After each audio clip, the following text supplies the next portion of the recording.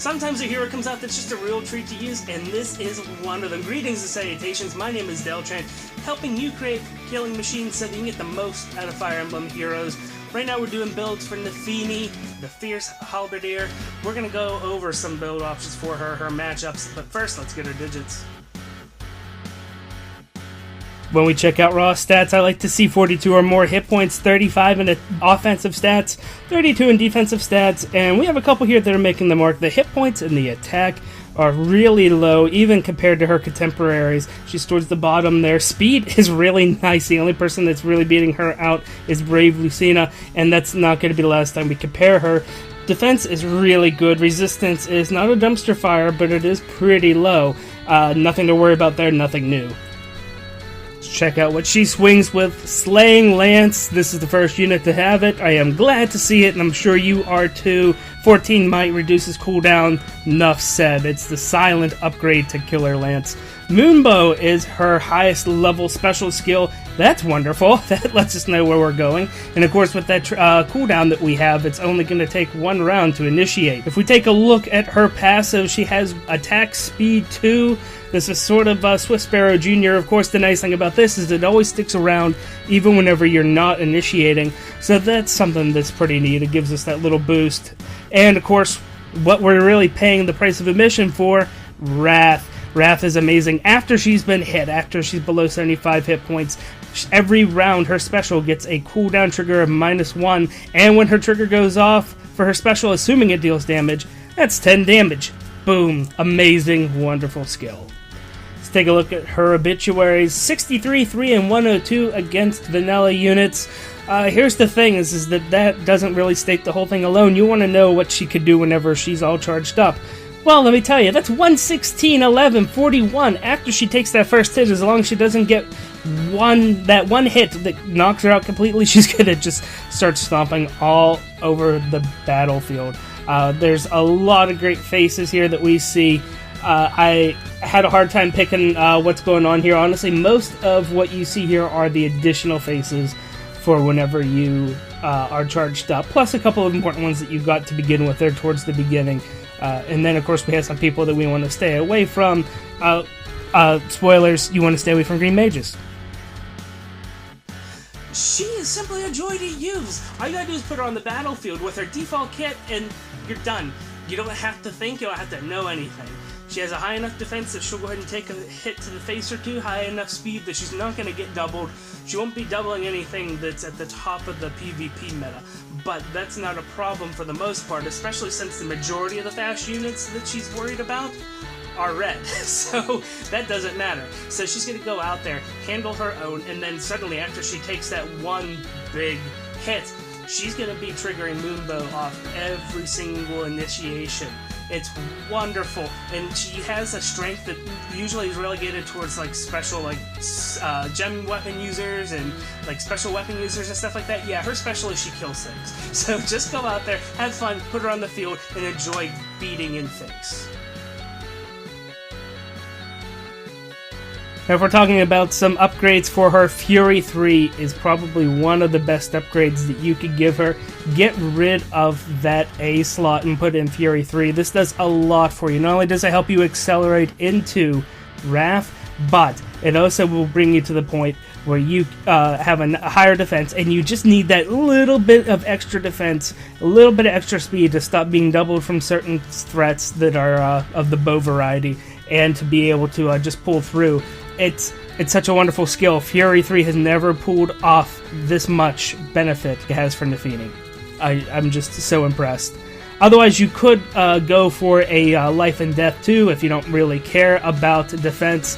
Your attacks will be a lot more fierce, but you're not going to be doing as much on the defensive run, and when it comes down to it, you need to have your defense. But hey, to each their own. It's a thing. You could do it if you need to. Bonfire is a wonderful, wonderful special to give her. Bonfire really triggers off of that great defense. Even if you have minus defense, you're still going to do well with Bonfire in the end. So just go Bonfire if you don't mind having something that's a little bit longer. And speaking of longer, Aether is going to go ahead and give you a lot of lasting time. It'll also increase your score in the arena, which is pretty nice. the extra healing you get with an attack that's almost as good as Bonfire, it's a win-win. If you're really worried about chain challenges in Tempest Trials, Aether's probably the guy that you want to become friends with. So, hey, real quick, I'm coming up with a new metric used to describe how a particular unit handles with a build against the top tier of things. I'm still fleshing it out, but look down the doobly-doo to see a link to the builds that I used in order to come up with this metric. Right now it's composed of the top 21 threats in PvP. So check that out. Let me know what you think, whether you're new to the game or experienced in the game. And yeah, that's what these other numbers are about. So without further ado, become friends with. So I have one build showing here for you. I want to let you know that you could switch out the main weapon, and I'll talk about how that goes, but right now specifically we're talking about having a Fire Sweep Lance Plus here. 63 and 105 draws whenever we're depowered, so to speak. When we're powered up, 148 and 20 draws. Wow. If you're dealing fights against sort of more elite opponents that have the buffs, you're probably looking at more like 106 kills. And if you're talking about top tier PvP threats, you don't have any retaliation attacks because of Fire Sweep Lance. So you're killing 14 out of 21 of the top PvP threats, and 7 of the top 21 PvP threats are killing you if you try to block them with your face. But Fire Sweep Lance is doing its job here because you need to get to lower hit points, and you can't put in Desperation in order to have sustaining movement going forward. So the Fire Sweep Lance is good. That does mean you can't retaliate whenever you do block, and that does create some problems, but for the most part, once you take that first hit, you're going to be aggressive with her most of the time anyway, so it's not a huge loss. Reposition, because everybody who's in the know puts reposition on their hero. Bonfire is what I recommend here, but just to skip down a little bit, I don't have it listed. You need to have Quick Impulse. It used to be only 50,000 players had Quick Impulse. Now almost everybody has Quick Impulse unless you're brand new to the game. Put the Quick Impulse seal on her. You're going to need it in order to help you get into that first round of Bonfire. Otherwise, your matchups aren't going to be that great against those in the PvP arena. Fury 3 is what's helping us out here, and you could go a Swift Sparrow if you want to be harder on initiation. Obviously, you can't retaliate whenever you're being attacked, so Swift Sparrow is a nice substitution here. You are going to get more kills with it, but Fury 3 does help from the PvE perspective, so you don't have to worry about mucking around with things, and you know what? The extra defense is pretty nice for those once-in-a-while big builds if you put her on the defensive team in PvP, but I don't recommend that. It's a little tricky, hoping that the AI does this kind of build right.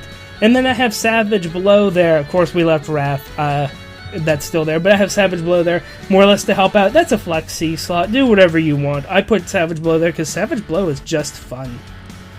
If you swap in for a Brave Lance, you are in for a bit of a shake-up on things. Instead of have you actually get some retaliation here. 3 people who you originally weren't killing are now killing you, so you have a 14 and 3 offensive spread for wins and losses.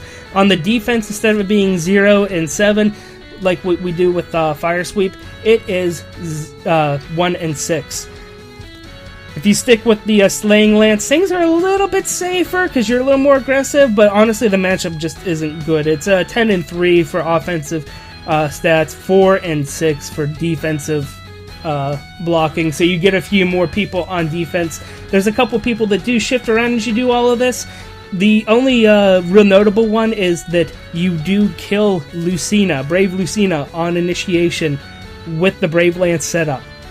Otherwise, Brave Lucina kills you in most cases.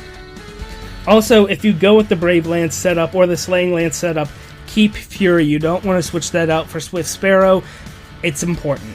It really is. Unless you're minus hit points, then you know what? Do whatever you want. But otherwise, in general, honestly, just stay away from Brave Lucina and Tana as well. Both of those. Just stay away from them. Also, don't initiate on Hector or Brave Ike. Otherwise, she's going to be fine. And hey, do me a favor, if I've given you something to chew on, hit that like button. If you like your Fire Emblem information hot and fresh like Grandma's cookies, hit that subscribe button. My name is Deltrain. Thank you guys so much. I greatly appreciate all of you. And until next time.